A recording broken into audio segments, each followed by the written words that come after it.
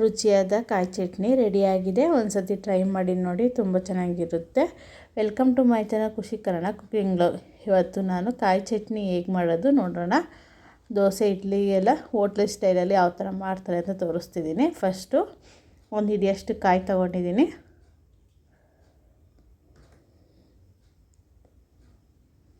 ಈಗ ಇದಕ್ಕೆ ಒಂದು 4ರಿಂದ 5 ಹಸಿಮೆಣಸಿನ್ಕಾಯಿ ಹಾಕ್ಕೊತಿದ್ದೀನಿ. ಅದು ನಿಮ್ಮ ಖಾರಕ್ಕೆ ಅನುಗುಣವಾಗಿ ಹಾಕ್ಕೊಳ್ಳಿ. ನೆಕ್ಸ್ಟು 1 ಇಂಚಷ್ಟು ಶುಂಠಿ,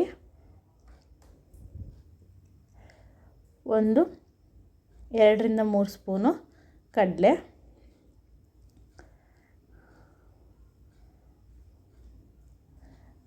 ಒಂದು ಸಣ್ಣ ಪಿತ್ತದಷ್ಟು ಹುಣಸೆಹಣ್ಣು, ಇಷ್ಟು ರುಚಿಗೆ ತಕ್ಕಷ್ಟು ಉಪ್ಪು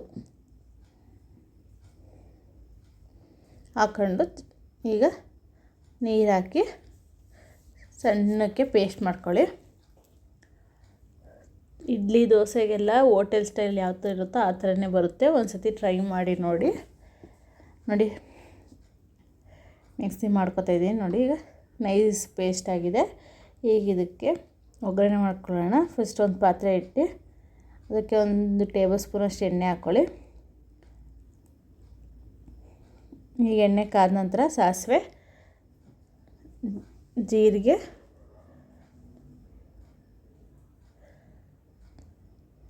ಕರಿಬೇವು, ಒಣಮೆಣಸಿನ್ಕಾಯಿ ಕ್ಲಿಪ್ಪಿಂಗ್ ಹೋಗಿದೆ. ನೆಕ್ಸ್ಟು ಒಂದು ಸ್ವಲ್ಪ ಉದ್ದಿನಬೇಳೆ, ಕರಿಬೇವು, ಒಣಮೆಣಸಿನ್ಕಾಯಿ ಹಾಕ್ಕೊಂಡು ಸ್ಟವ್ ಗ್ಯಾಸ್ ಆಫ್ ಮಾಡಿ ನೆಕ್ಸ್ಟು ಚಟ್ನಿ ಹಾಕ್ಕೊಂಡು ಸ್ವಲ್ಪ ಒಗ್ಗರಣೆ ಎಲ್ಲ ಮಿಕ್ಸ್ ಮಾಡ್ಕೊಳ್ಳಿ. ಈಗ ನೋಡಿ, ರುಚಿಯಾದ ಇಡ್ಲಿ ದೋಸೆಗೆ ಸೂಪರ್ ಕಾಂಬಿನೇಷನ್ ಆದ ಚಟ್ನಿ ರೆಡಿಯಾಗಿದೆ. ಸತಿ ಟ್ರೈ ಮಾಡಿ ನೋಡಿ. ನನ್ನ ಚಾನಲ್ನ ಪ್ಲೀಸ್ ಲೈಕ್ ಮಾಡಿ, ಶೇರ್ ಮಾಡಿ, ಸಬ್ಸ್ಕ್ರೈಬ್ ಮಾಡಿ ಹಾಗೂ ಬೆಲ್ ಐಕಾನ್ನ ಕ್ಲಿಕ್ ಮಾಡಿ. ತುಂಬ ಟೇಸ್ಟಿಯಾಗಿ ಇಡ್ಲಿ ದೋಸೆಗೆ ತುಂಬ ಚೆನ್ನಾಗಿರುತ್ತೆ. ಒಂದು ಸತಿ ಟ್ರೈ ಮಾಡಿ ನೋಡಿ.